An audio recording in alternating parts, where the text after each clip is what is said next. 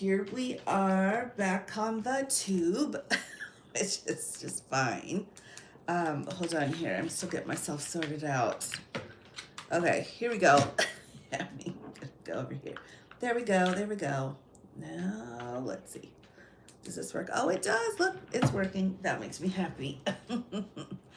Oh my gosh. All right. So today, right, we know is Sunday. Last I checked.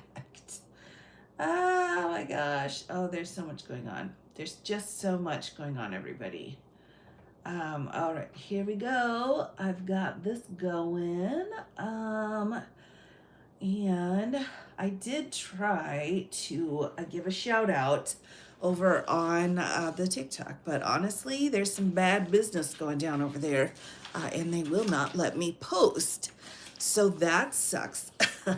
But, that's all right. We've been preparing to move for, I don't know, what, a year now? So we should be in pretty good shape, everybody. Hello, everyone. All right, now maybe my setup a little different so I can see your names a bit better. Chef Jen, because I don't want to have another situation where I'm like, who's saying what? Hello, Willie B. Welcome. Kelly. Hello. Hi, everyone. Cheryl. Oh my goodness. Yes, hello. A Adramsey. Sorry. That's my bad. My bad. Sorry about that. Co-rock girl, yes. Welcome. Hi, John. Oh my goodness. Is it Cherry or is it Cheryl? Oh, it's Cheryl. Sorry. I came over here because I was like, oh, I got this new setup and everyone will be able to, including me, see everything. And then now I'm just saying everybody's name incorrectly. That's all right though. We'll get past it. Poodle girl, yes. Oh my goodness gracious. That's a fun name. I love it. I love it. It's all bad. Oh, I know everyone. This is pretty bad. It's we're going through a pretty bad phase. Is that what we're gonna call it? An era of badness is what's going on here for sure. There's really no other way to put it other than, this is awful. This didn't have to happen, but it did happen, and so we're here and we're all trying to survive it.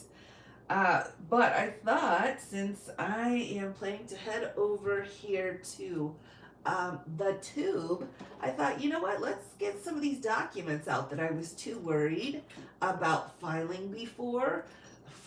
before doing a live over on the TikTok because of the language.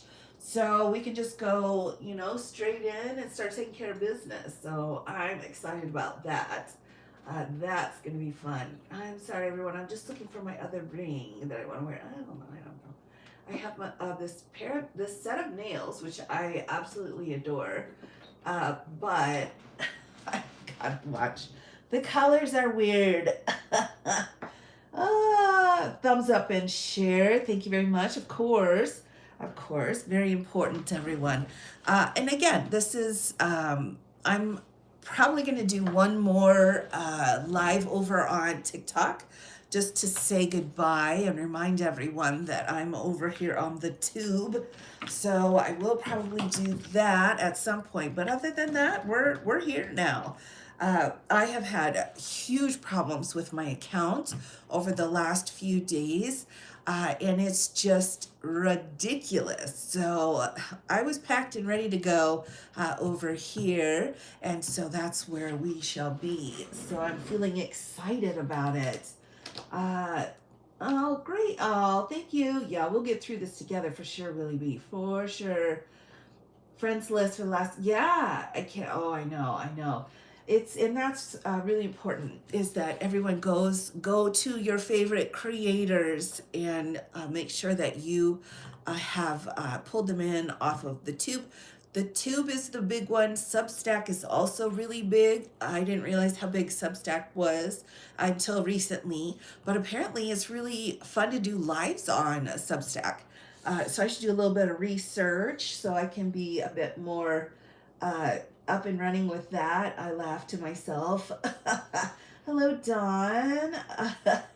I will. I'll go back for a little bit, but if they don't work out these little bugs that they've got going on here, it's gonna be tough. It's gonna be tough.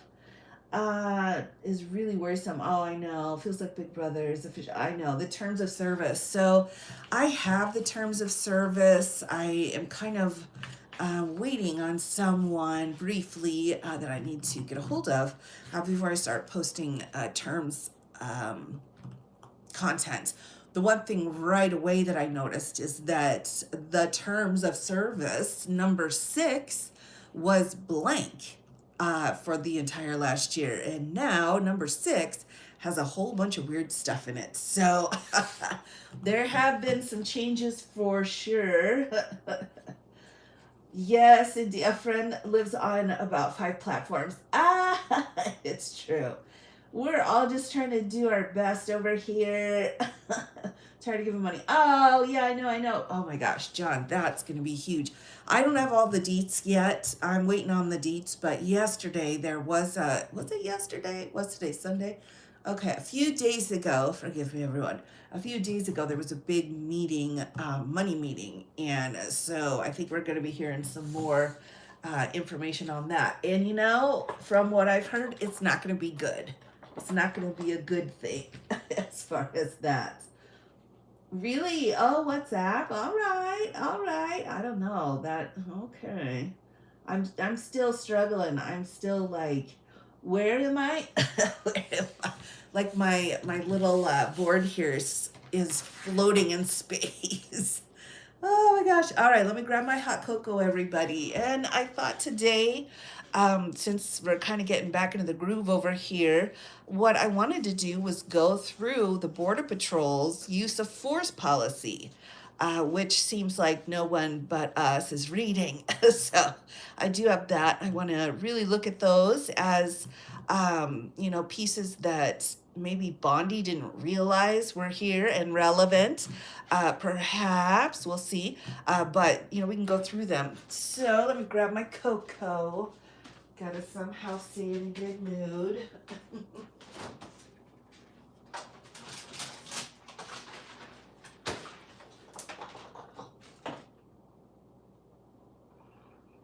All right, there we go.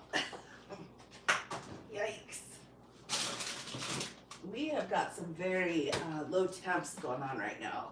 So we are in a low temp warning. So, that's kind of a bummer, but at least we're not getting the wind, and that's good. We appreciate that. So, hello. Oh my gosh, right, Chef Jen? I'm the same. I feel the same way. It's just been a lot. Hello, Thomas. It's been a lot. It's and I think several people have been talking about how, and I've shown it too, where you're getting maybe $2 is like, if you get $2 on a video, you've made it because of how everything was set up. So it's just very troublesome. Don't get me wrong, I enjoy it, but it'd be nice to be able to come on over here and get the information to people as well. So that's what we're gonna do, and whatever happens happens for that situation. But yes, here I am. And I've had several people tell me that they are happy to move over to the tube as well. So keeping that in mind, we'll just start going forward at this point. Now, I'm going to be flipping through the book. Let me start here with the executive order. So tell me if at any point we're going to need a sticky, because we are going to be on kind of like first pages where they set out what it is. So just let me know, all right? Just give a, like, hey, you need a sticky. So we're going to be working on what the Border Patrol defines as use of force policy. So this is what they have told their people. Now, you might say it's January 2021. It doesn't seem to matter.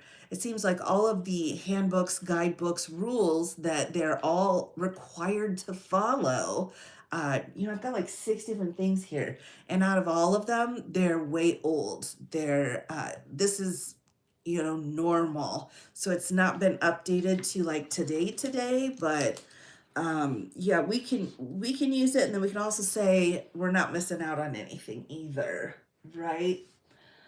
So that's all right. Yes, right. They're not right. They do seem unconstitutional. Yeah, we got some problems going on over here. We've got some significant Fourth Amendment issue problems. And it is so frustrating because of these kinds of violations. They're going to take some time to get through the process, as we all know. So those violations just kind of sit there for a while. And I think that that's absolutely atrocious. We don't like that. That doesn't seem fair and right, but I guess that's how you work the system if you're kind of a jerk. And so that's where we are here with the administration. So let me just give you a quick overview here of the executive order that is behind all of the use of force situations. And I've noticed the first thing, everybody, that you do when you have something you need to cover up is you claim self-defense, right? Self-defense, defense of others, those kinds of things, defense of property. So we've got basically three self-defense categories, all right? Now, this is a delta sign with a line under it, and that is just the symbol we use in the legal field for defenses. So a self-defense can be for you, well, there we go, you, another person, you can uh, stand in their shoes, is how we put it. If they aren't able to protect themselves, you can go and stand in their shoes, right? And then, so you, another person, and then we also have property here. So property is included, but we have to keep in mind that property and lethal force will not go together, and that has been litigated. So we know that. So lethal force to protect property, if you're not there, right, that you're going to be in some trouble with that. And let me see if I can find the case. We have two cats cases, and I think this is one of them. Hold on here a second. Let me pull this so that I'm not going nuts. Uh, for basically, it's booby traps, right? You can't set up any booby traps around your house, especially if you don't live there. So don't do that, which is what they did in that case. Let me just double check here. Is it a Catco? All right, I was close. My friends, with that one. Let me get a sticky note here and pen that you can see. Oh my gosh. All right, here we go. So if you are interested in that last piece of self-defense regarding property, all right, you're going to want the Catco case. And this one, I believe, is federal law. It's not gone up to the U.S. Supreme Court because it didn't need to. The Supreme Court's like, man, you guys did all right on this one, so let's leave it alone. But this is a very famous case where there was an older couple who were living on, some land, and this was out of Iowa. And when they would leave, I don't know if they were like going to Arizona or whatever, but they had one abandoned building on their property, and then they were in another building in their home was way across the other way. So what they noticed was someone kept breaking into this like abandoned, one room place. And when that happened, they would like take mason jars and there's nothing in it. So in a mason jar, of course, is that glass jar, right, that everybody uses now. So apparently he was like, oh, I'm gonna take some mason jars and like do whatever.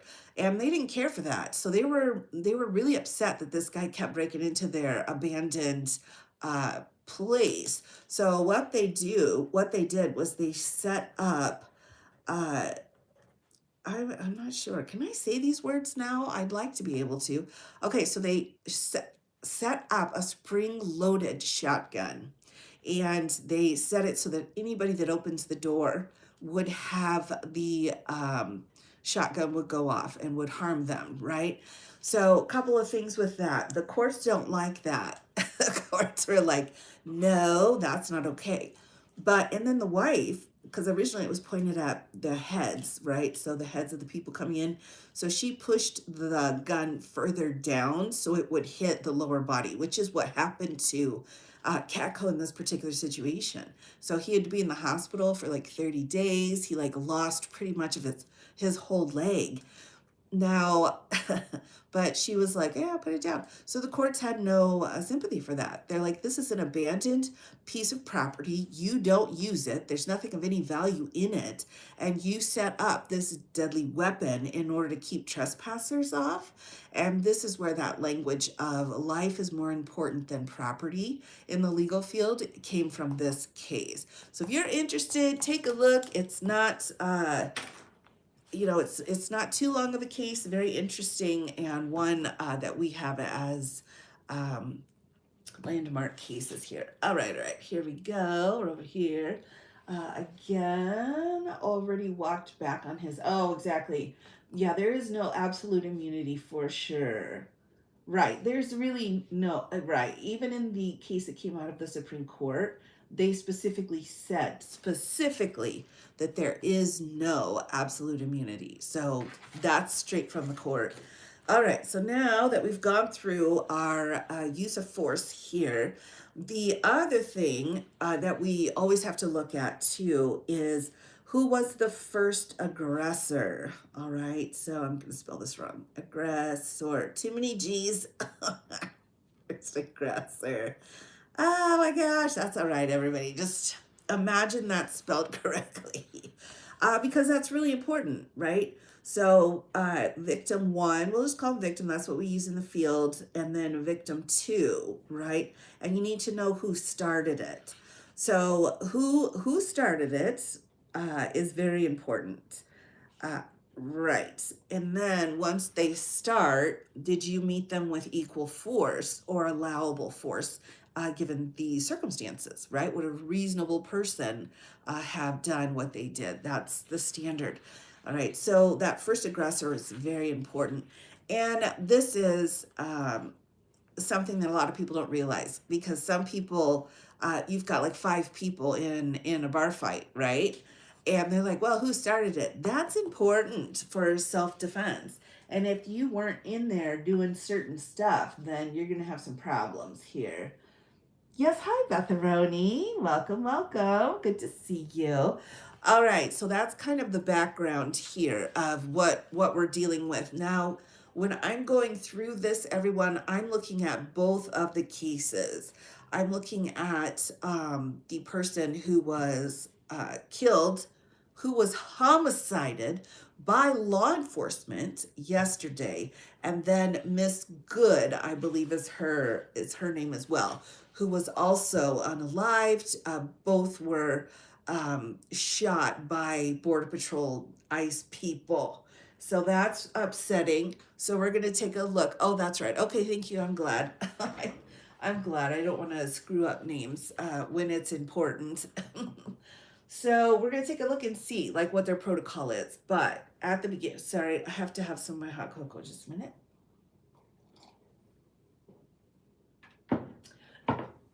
Thank you. I don't want to have the chew sounds, right? Mesopotamia is a problem. So let's just take a quick look here at just this first piece. Protecting the American people against invasion. And this was filed January 20th. So this was one of the first ones on the day that he was sworn in. And it states, by the authority vested in me as president by the Constitution and the laws of the United States of America, including the Immigration and Nationality Act, INA, 8 U.S. Code Section 1101, and Section 301 of Title 3, United States Code, it's hereby ordered, number 1. And then they go through and explain like what's the purpose of what they're doing, what the policy change is going to be, and then how to implement the policy. All right, that's the order here. So the policy that they are trying to change through his executive order is it is a policy of the United States to faithfully execute the immigration laws against all inadmissible and removable aliens, particularly those aliens who threaten the safety or security of the American people. Further, it is the policy of the United States to achieve the total and efficient enforcement of those laws, including through lawful incentives and detention capabilities. So he's basically saying anybody can, if the trained immigration people think that you might not have all of your paperwork, or maybe you do, but they don't like you. All right, then there's this protocol put into place for them. So, oh, I'm happy to be over here, Cynthia. Absolutely. I hope I'm saying that right. Cynthia, yes. Happy to be back over here. Less stress for sure. We love that. All right, so, and then we've got the faithful execution in here, which is allowing for this idea of going further than what's permissible under the Fourth Amendment. Now, again, in here, they're just saying you need to go out and enforce the law that's already in place, by the way. We're not changing any laws here. We're not. These are all the laws that have been here and whatever. He's just listing them again and telling his people, go do that. And I think that's great on the one hand to have people enforcing the law, but what's not great when you don't know the law, when you don't know how to enforce it, when you're not trained, and when you're hurting people at this level, like that's not acceptable.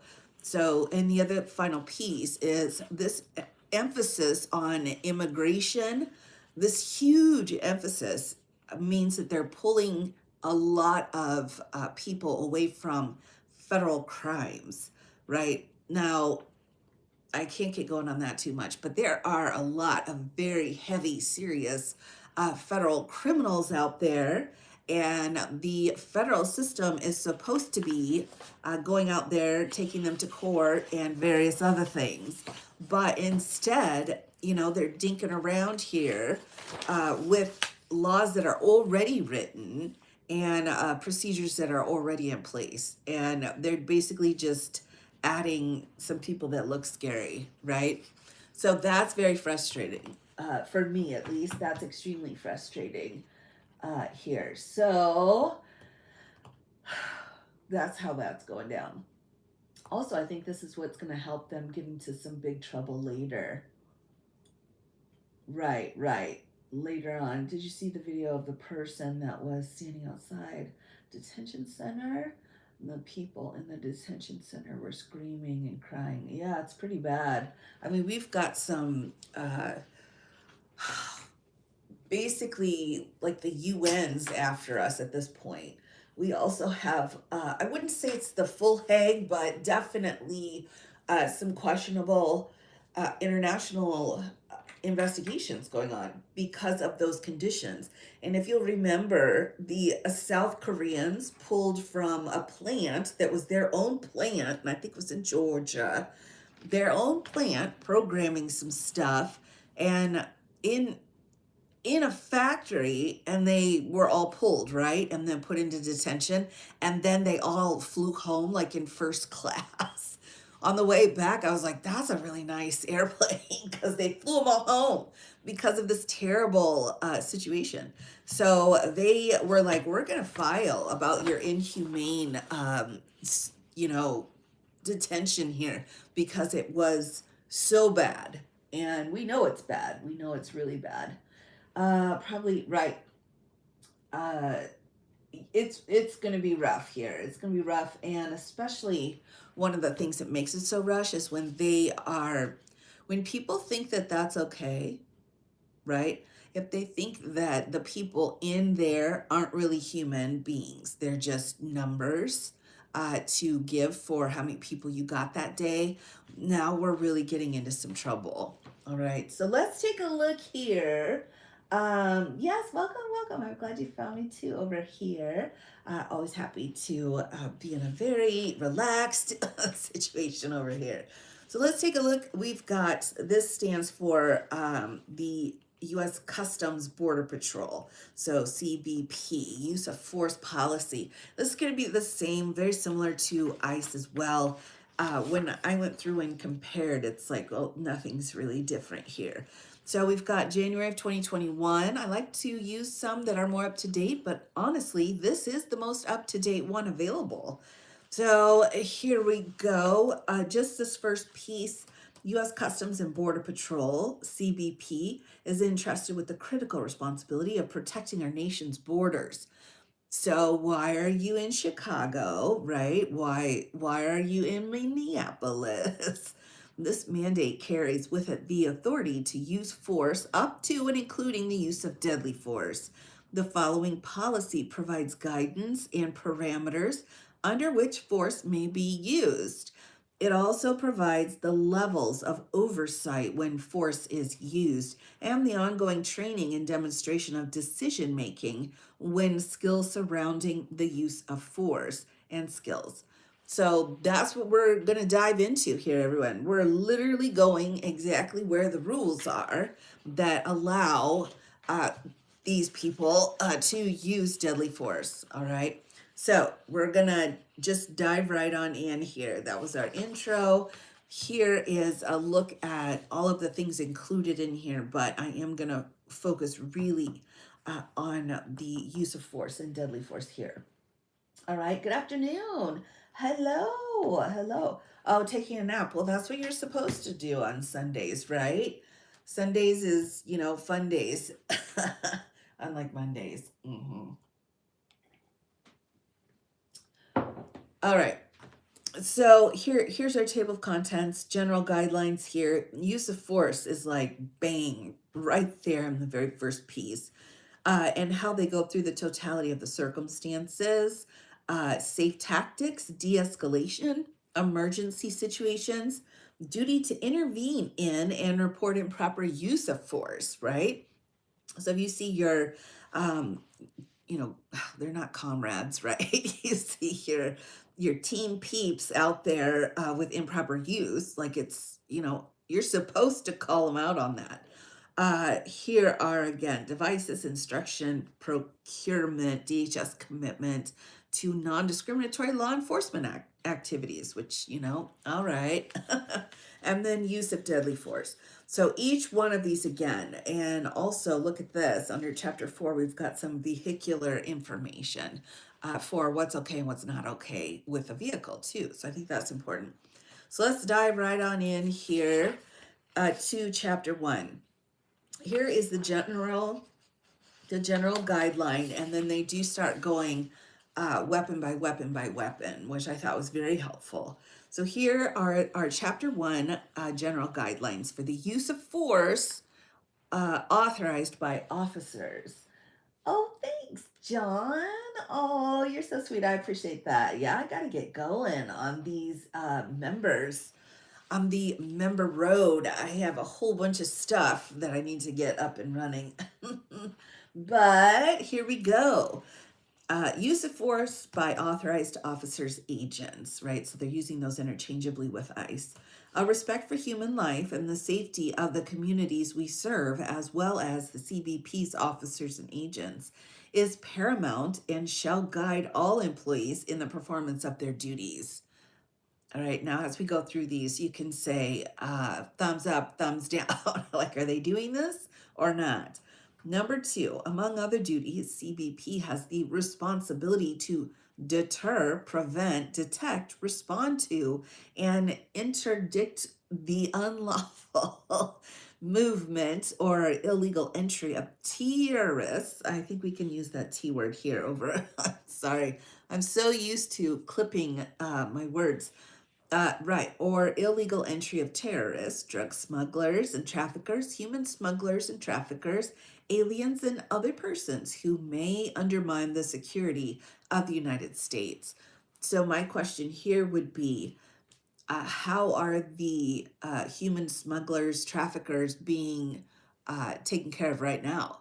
Like who's taking care of that? Where everyone's running around here trying to get their quotas in, right? So that's one of those where you're like, what's happening? CBP policy on the use of force by authorized officers and agents is derived from constitutional law as interpreted by federal courts in cases such as Graham v. Connor. So that's the Supreme Court, I guess. I guess that's a federal court. And Tennessee v. Garner. Federal statutes and applicable DHS and CBP policies. That's the other thing too. They're sitting out here, and these are the top two self-defense cases. One is basically if someone's running, that's not when you can just, shoot them in the back, right? And then, of course, we have Connor. Now, both of these cases are Supreme Court cases from the 80s, right? And so they're saying this is what we use. And the rest of us now are saying you're in violation. You're in violation of that. Oh, John, thanks. I appreciate that. Yes, Paper Ink Post-it Fund. That's a funny name for me. Sorry, I have to laugh at my own funniness sometimes. All right. Number 4, authorized officers, agents may use, quote, objectively reasonable force only when it is necessary to carry out their law enforcement duties. Again, law enforcement duties is a weird gray area with our ICE because they're administrative people. So again, you would say the DOT people driving around, what level do they have for arresting, right? Is pretty low. And so these guys are barely more than that, barely. And the term they're using, this is the legal term they're using here, objectively reasonable.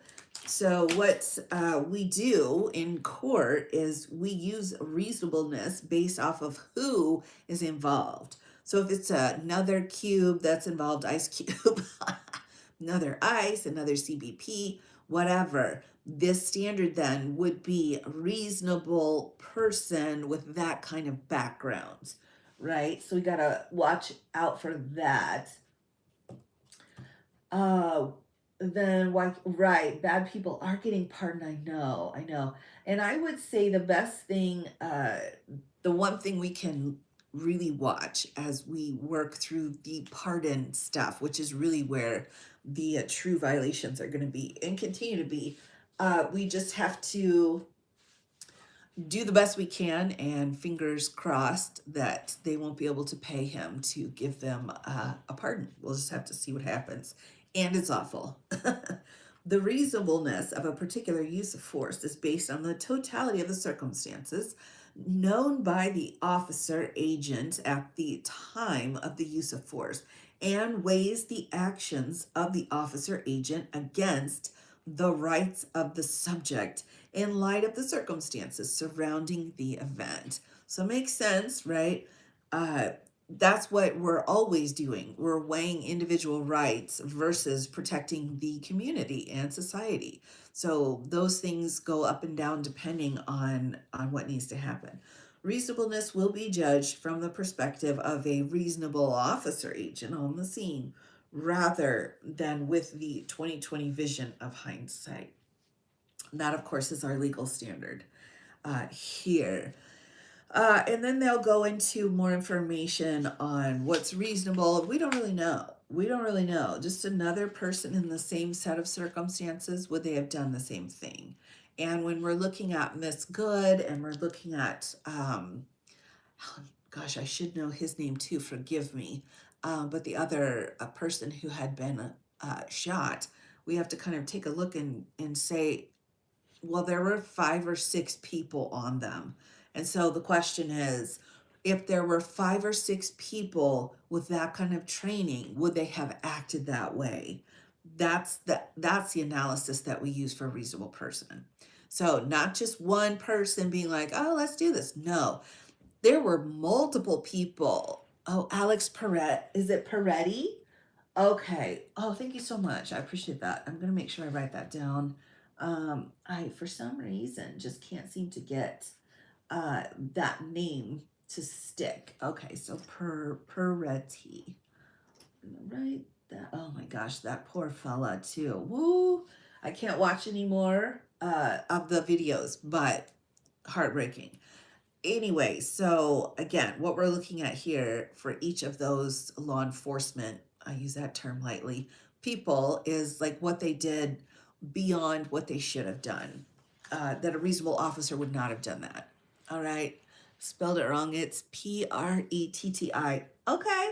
Pre. Okay. So, all right. Thank you very much. Okay. All right. So these again, this is coming from the book of use of force, what the policy is for the people doing what they're doing out there. All right. I'm going to fast forward again. This is again kind of like the overview piece of it. Objectively reasonable and the totality of the circumstances. Again, we're going through the rules there. Totality is going to be in any situation where we're having law enforcement involved. What's going on? What is the reasonableness here? All right, so next, let's look and see use of safe tactics. So in here, they're going to set out some alternative methods. So let's take a look and see if any of these could have been used. All right. So use of safe tactics.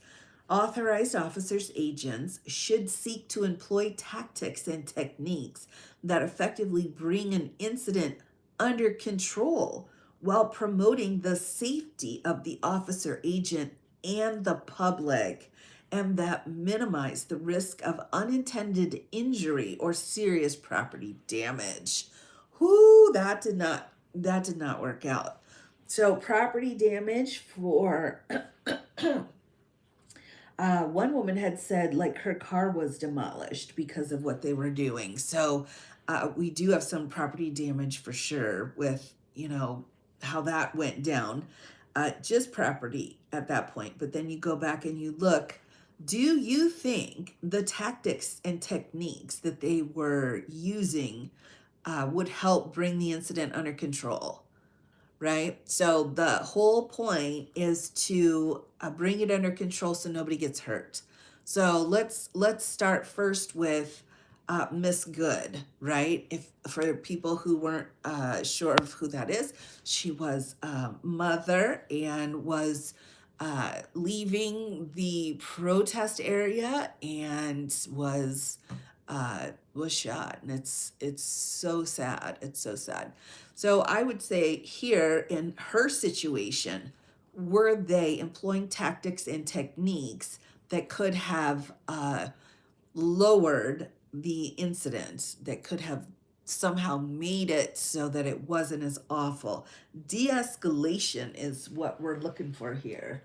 Become a member. Oh, that's so sweet. That's right. $4. That's like half of a Whopper. You can't get the full one though. Half the Whopper. Oh my gosh. Oh, no worries. Oh, the kittens. Oh my gosh. All right. No, they were not. Well, right. This is in their own language here, right? Their own language says you need to bring an incident under control and you need to watch out for the safety of not just the officer, but the public as well. What I think of is the fella who decided to the shooter with Miss Good, his angle and where things were going, his bullets could have gone anywhere. His bullets could have gone through the situation and harmed the officers outside of the door because, whatever. But he wasn't in a situation where, he couldn't have de-escalated at that point, in my opinion. I would say de-escalation could have been done here. So we got to kind of watch out for that, because who else could have been hurt? I mean, can you imagine what would happen in this case if he had accidentally friendly fired on one of the people in his team? I think things would have been done a little different if that had happened. You know what I'm saying here? All right. Next, except where otherwise required by inspections or other operations, authorized officer agents should avoid standing directly in front of or behind a subject vehicle. Look at that. Well, I'll be gosh darned, everybody. They say you are not supposed to stand in front or behind a vehicle, right? That a subject is in. That's right there. That's right here in the handbook, right? That's his responsibility. Officers, agents should not place themselves in a path of a moving vehicle or use their body to block a vehicle's path. There you go. That's coming together really well for us here. Like, that's actually a rule, you dingleberry. You're not supposed to be doing that kind of crap. There we go. So that's nice. It's even in their rules. You're not supposed to do that. Uh, right, right. Oh, the pepper spray. Yeah, we'll get into that here on the next page. Authorized officers, agents should avoid intentionally and unreasonably placing themselves in positions in which they have no alternative to using deadly force. That's important. Authorized officers, agents shall not discharge their firearms in response to thrown or launched projectiles unless the officer agent has a reasonable belief, based on the totality of circumstances, that the subject of such force poses an imminent danger or serious bodily injury or death to the officer or to another person.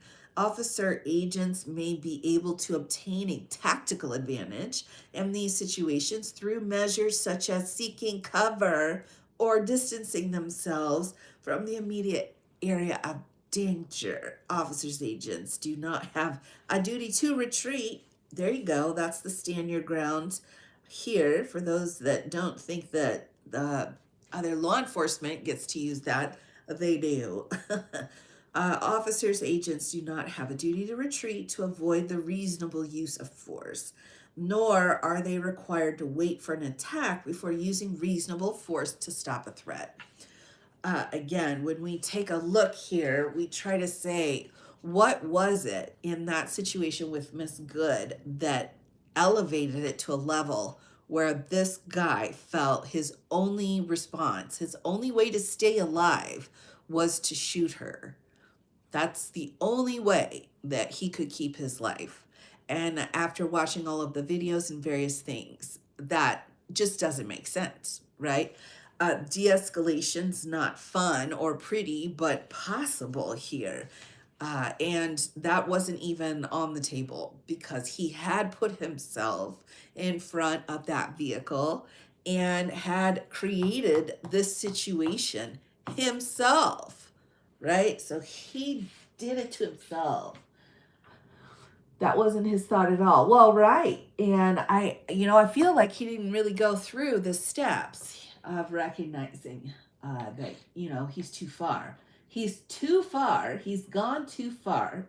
He's got to rein it back in like all other law enforcement, right? Because sometimes you're like, ooh, it went too far. Pull it back in then. Fix your mistake. But instead of that, this guy was just shooting. So it's awful. One more piece here with de-escalation, and then we'll move on to the different types of weapons. De-escalation. So tactics and techniques seek to minimize the likelihood of the need to use force or minimize force used during an incident to increase the probability of voluntary compliance. This one, I would say, would be for Mr. Preddy. Oh my goodness, how come we need 5 people when someone's already on the ground? How many times have we seen this, right? Where they put their knees on the neck of the person on the ground. It is so awful. It's so awful. And that's not a de-escalation at all. That's a yeehaw, we got this one. Like, no, don't do that. All right. And so let's move forward and take a look at some of the equipment here. Here we go. First, we have the use of deadly force, general guidelines and responsibilities. All right. Untrained, yes, yes, indeed. All right. Chapter 2, use of deadly force. Again, this is their own stinking policy handbook, right? I'm not just making it up. Like, this is their own handbook. General guidelines and responsibilities. Number 1, deadly force is force likely to cause serious bodily injury or death of a person. That's the first question. When firing into Miss Good's vehicle, do you think he would have known he was using deadly force? Right? That's the question. So, did he know that's the level of force? And with that level of force, we're going to see serious bodily injury or death. Right. Well, right, 100%. Yeah, he knew. He knew. Right. And some officers may not. You know, if they come into a situation, they're like, I couldn't see what happened. And we got to get that sorted out. But for this situation, um, yeah, I think you're all right. I think you're all right. Lack of training, right, on security is subject, right. And I think I saw somebody like trying to punch somebody in the head. And all I could think of is like, did you miss that day in the academy? You know, because they don't know what they're doing. And that if you have a gun and you don't know what you're doing, it's quite worrisome, right? All right, so we've definitely got some issues here. 2, authorized officers, agents may use deadly force only when necessary. That is, when the officer agent has a reasonable belief that the subject of such force poses an imminent danger of serious bodily injury or death to the officer agent or to another person. Again, we're looking at this and saying, you know, if I don't do anything, she's going to kill me. I'm going to die if I don't do anything. I'm not sure we were at that level. I'm just not sure we had escalated to that point. He was talking about how her vehicle could have caused some damage. Like, all right, but would it really be likely based off of what we saw with the slow moving business and her location? I don't find that to be a reasonable take on that, right? So, serious bodily injury, which is one of the ways that we scale harm done to people, we've got all different levels. We've got, you know, basic from someone spitting on you to an arm being broken, a cheekbone being broken, and a neck being broken. So each stage that escalates up, that goes from a D felony to a C to an E. Wait, am I going backwards? I can't. Shh, don't tell anybody. I did the wrong letters. I got to write it down. I'm not going to find it. Okay, a D felony, and then a C felony, and then a B felony. Did I get that right? Oh my gosh. Okay, and then an A. So an A, and a B, a C, and a D. I'm sorry, everybody. Please don't tell anybody else that that happened. Anyway, the point is, the injury is how we scale it when we charge, right? So if you don't have, you know, if you're not bleeding out, you are going to be in that DC range, all right? There are some other states that have E and various other pieces to it, but if you're at A, you're looking at like death. That's where we're at with that. Everything else is going to go into the B, C, or D category for injuries. And again, it is based off of the harm that's been done to the victim. All right, that's how that goes here. Right. Right.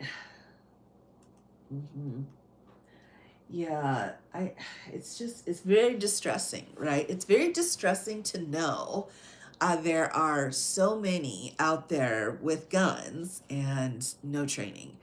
Like maybe they would go to the shooting range themselves or, you know, Call of Duty, but, you know, that's not going to cut it. And now we've got lost lives because of it.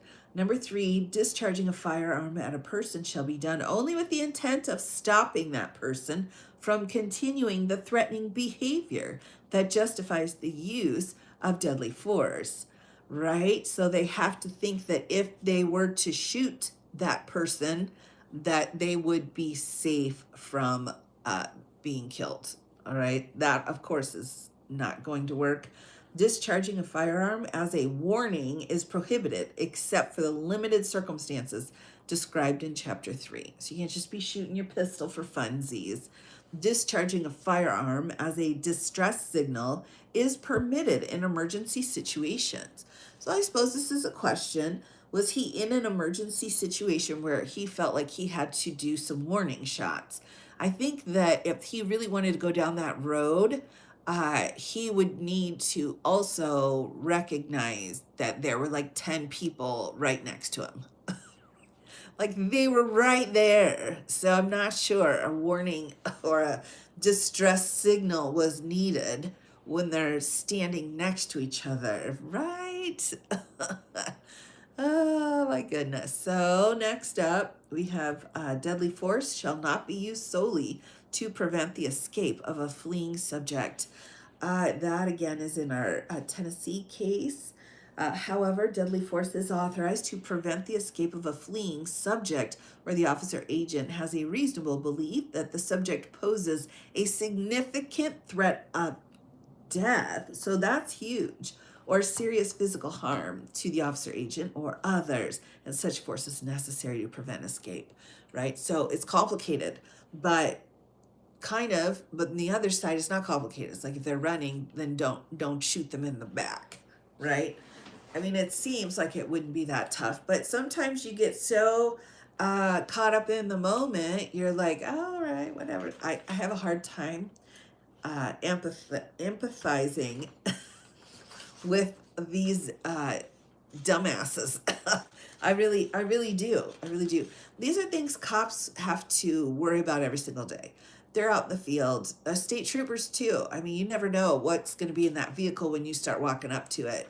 And I understand that. And so they're working with this all the time. And so it makes it more it makes that kind of imprint in their brain. So if you're just reading a couple of lines in a policy book, who reads this besides me? That's not probably the training that you need. You probably need something more. All right, here we go. Oh, and by the way, the act of establishing a grip, drawing a weapon, or pointing a weapon does not constitute the use of deadly force. Hello. So there's one more there. Let's flip it here. I have a hard time. Yeah, I do, Kaya. And, I've got a lot of empathy for a lot of people and a lot of mistakes that people make.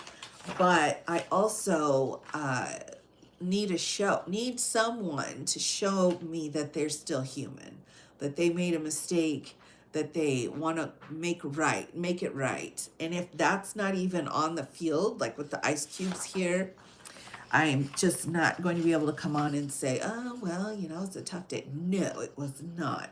Angry. Okay, moving forward. Less lethal force.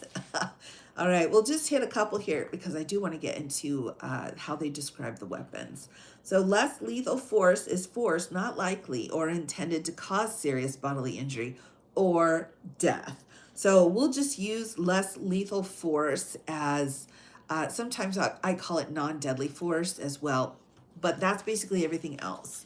So we've got a deadly force and then the other force on the other side here. So let's see here. We're gonna fast forwarding. Okay, so all right, let's start getting into what's allowable, what's not allowable. We've got authorized officers, agents who are trained and LESC certified in their use may use the following less lethal options. All right, so we do have options rather than just pulling a gun and shooting. There's other options. So A, empty hand strikes, right? I'm assuming that's going to be like, is it like a karate situation, or can you have like a fist. I don't know. It seems like there can be the slapping, but also the punching. Does that sound right? Is this punching? I'm just curious. Oh my gosh, Kaya, true, true, true, true. Future, yeah, well, absolutely, absolutely. Uh, yeah, I agree. All right. So here, so what are we thinking? Are we thinking empty hand strikes as punches, or are we slapping people around? I'm just wondering, what our thoughts are here on that one. So I'm struggling. Right. Both. All right, all right. Let's do both here. We're doing the slap and we're also doing the punch. All right, so slap and punch. Oh, all right. You all know what I mean. So that's an option. This is not off the table, right? And that's how you're trained as well. So then we have the oleoresin capsicum. But I always call it capsation. You know what I'm talking about? Pepper spray. So this is the pepper spray, and that can be used as well. So as long as they're certified, you can, shoot the pepper spray, or can make a well-seasoned steak with the capsation. Oh my god, it's so awful. I'm starting to make inappropriate jokes. Here we go. Collapsible straight batons are okay. Electronic control weapons. So that's tasers, right? Right? It sounds so like frou-frou-y when we say it in court, but everyone else in the field's like, I got shocked, man. I mean, use the friendly version of the word, right? So we've got straight batons, electric tasers, compressed air launchers, for example, pepper ball. That's trademarked. Launching system. So PLS, FN 303. So we're shooting the pepper balls. All right. Munition launchers. I'm not sure what that means exactly, what we're talking about with munition. Does anybody know what that means? I don't. I'm thinking like, are like ye old days when they just put stuff in a slingshot and then just fired it. Like, I'm not sure. I'm not sure on that one. Yay! Hello. Welcome in. I'm glad you're here. Um, Rubber bullets could be beanbag guns. Really? Munition launchers. So it's basically like anything you put in it can be launched, like rubber bullets. I'm not sure. So it says munition. We don't know what that is. That could be anything. That could be the bullets, the pepper, any of that stuff. And then launchers. So is it like the launching, like for a T-shirt or whatever at a game? I mean, that doesn't make any sense. The things they launch okay, they launch the tear gas canisters. Okay, all right, capsation. I got it. That's fine. Good enough. Oh my gosh. Different machines based. Okay. Interesting. All right. Well, that's another option. I mean, it looks like they've got a lot of options here before you get to the shooting of the real guns. So, all right. All right. Here we go. Whew.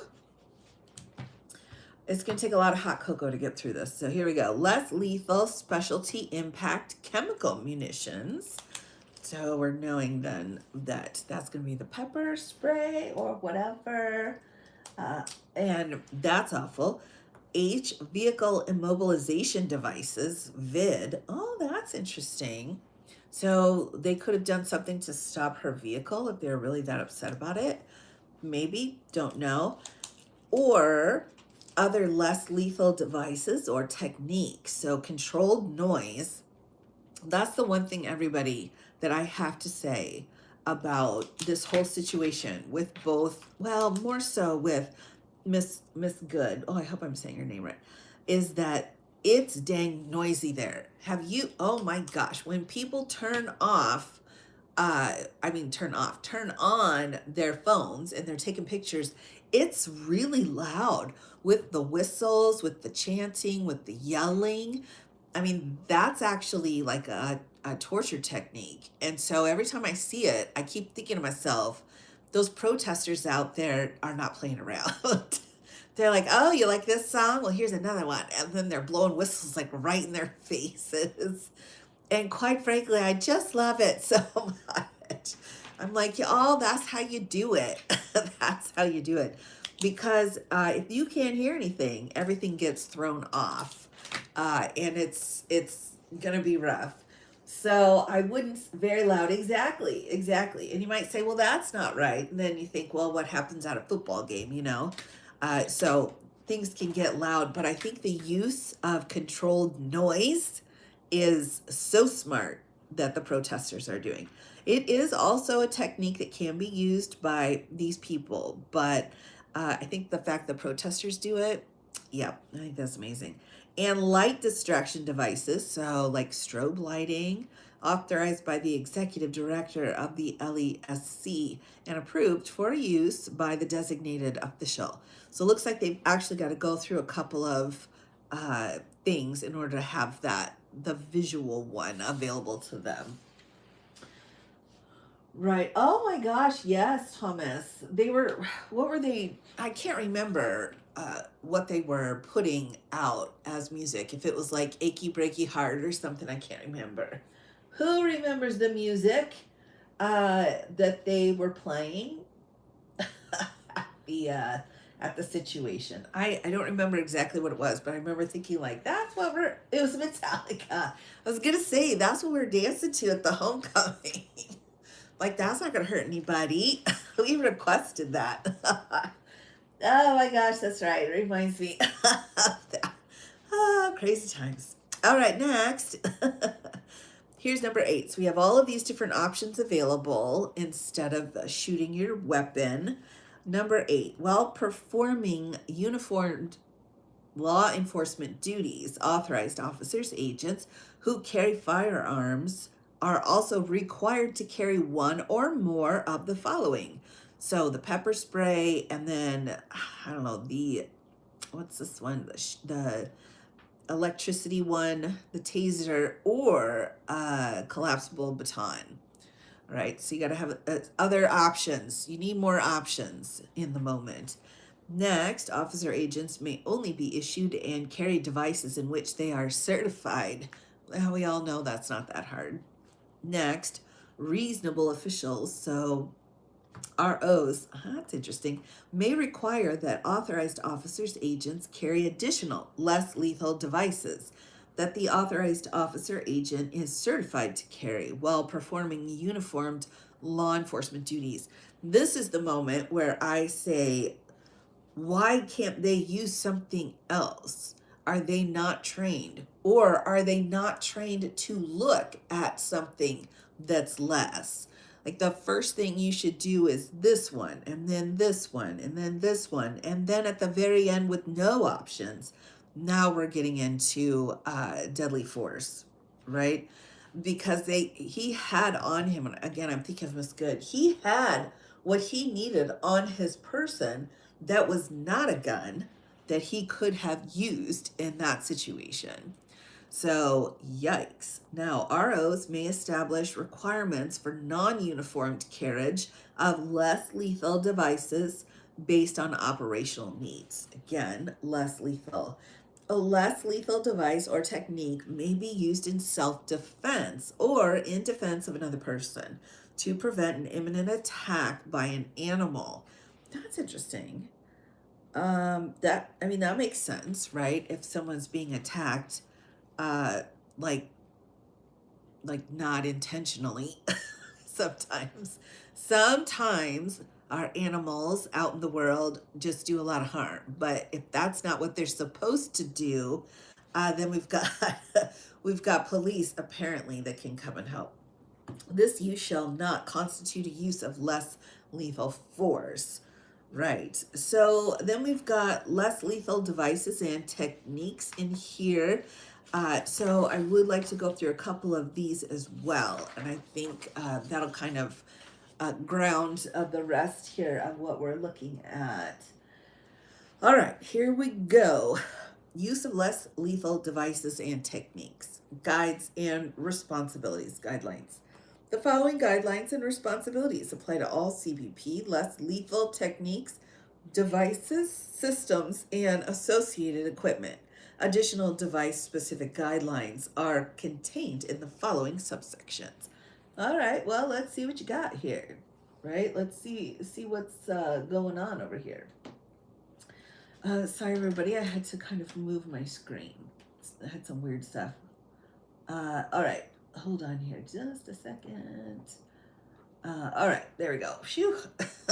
Here we are back at it. These are less lethal and should be used. The use of chokeholds, neck restraints, and or other restraint technique that applies prolonged pressure to the neck that may restrict blood flow or air passage are strictly prohibited absent circumstances where deadly force would be objectively reasonable. This is huge. This is huge for Mr. Preddy, right? Right? He was down on the ground with like at least two people with knees on his neck.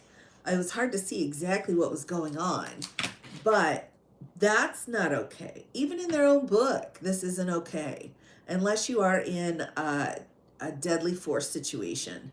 And from what we all have seen, he was not doing any kind of deadly force.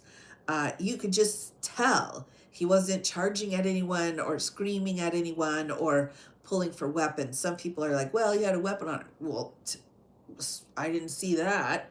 And even if he did, law enforcement should know how to deal with that, right? You can't even let him talk. How do you know if he's got a weapon? That's why cops always ask that question. Like, do you have a weapon on you? And you're like, oh, I don't want to tell you. I don't want to get into trouble. But the other thing, too, is like, if we can just get this out of the way, then we can get down to business, right? So that here should have happened as well. Then heartbreaking, right? I mean, it's just, it's going to take some time before they're going to be able to get their respect back from the communities. Only, all right, let me make sure I've got the right page here now. Oh, yes. Okay, here it is. Only authorized officers, agents may discharge a CBP less lethal device, except during CBP authorized training, events, or activities. Non-CBP personnel who wish to use CBP less lethal devices during joint operations should receive CBP approved training in the use of less lethal devices prior to use. So get some training. The use of less lethal devices, techniques, or any other weapon as a deadly force, like in a manner that could reasonably cause death or serious bodily injury, is not precluded if the use of deadly force would otherwise be objectively reasonable. So again, we're trying to look and see what would be reasonable in this situation. All right, as a cube. Well, let's take a minute and look to the Peretti case, right? What, excuse me, what kind of actions here? We've got like 5-6 people all bundled together. What would the first thing, let's just say you are a cube and you're walking up and you're seeing this. What's the first thing you would do? In your opinion, you are a cube, you've been trained for 48 hours. You've got some deadly weapons on you. What would you do coming into this circumstance? I'm just curious to see what people would do, because this guy, or in the good case, just walked up and was like, "Oh, you touched me with your car. Now you're gone now." And that's just absolutely heartbreaking, right? Because there should be, at which stage, good question.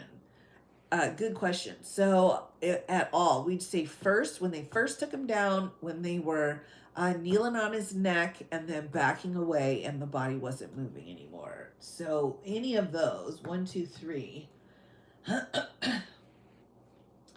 we're all stupid and blind, and they will ignore those facts and say, well, John, you're not right. That's okay. It's okay.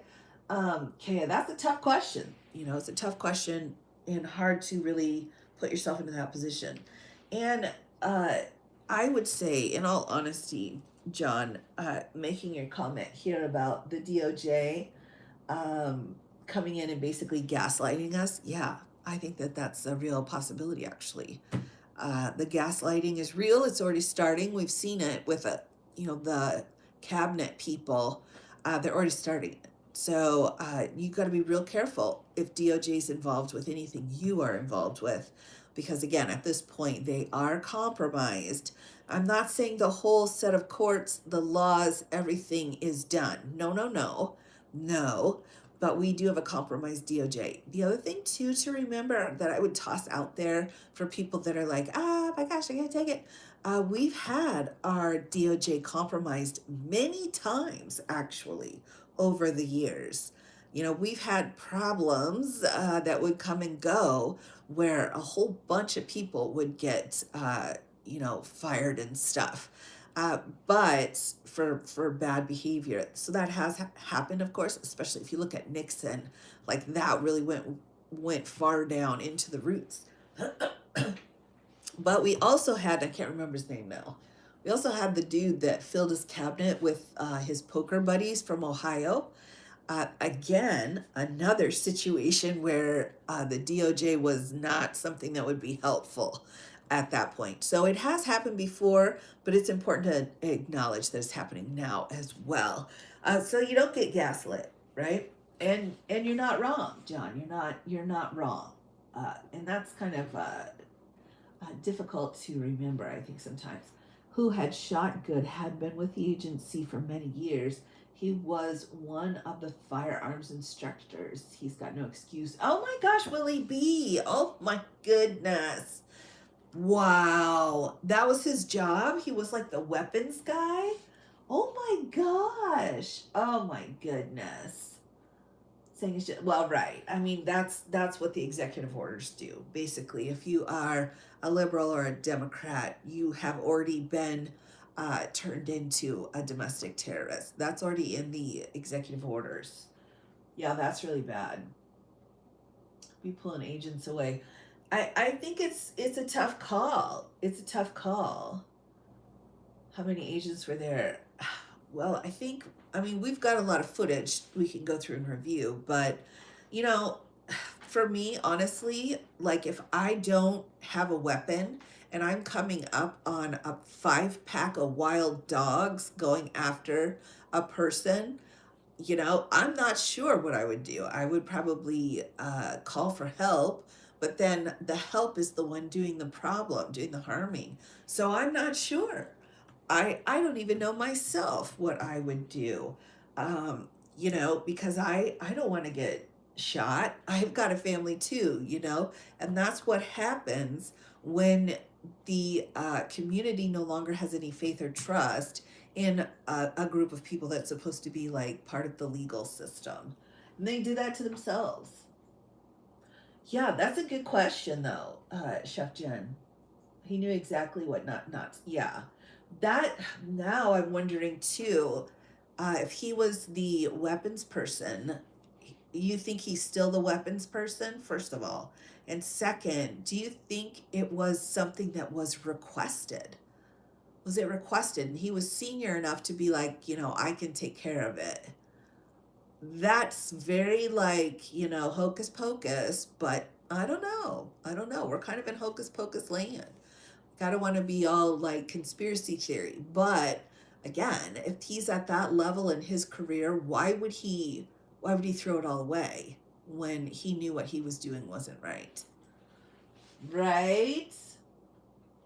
Many people, right. Mine goes blank. I dive into protect. Yeah. I used to think so. I was the the beater upper because that's just my style. Where's a bat? We'll take care of business. But in all honesty, when I have been in situations where a gun was involved, I just absolutely freeze. I freeze and then I try to hide. And then if that doesn't work, I'm like throwing other people at the bad guy and then running the other way.